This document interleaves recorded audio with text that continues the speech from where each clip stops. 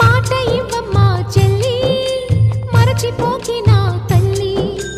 నా ఇంటిలో నువ్వు మళ్ళీ దీపాన్ని పెట్టమ్మా వెళ్ళి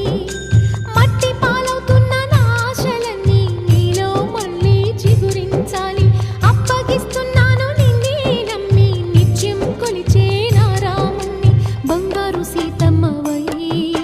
పూజించుకుంటానని కలకాలము పచ్చగా కనిపెట్టి ఉంటానని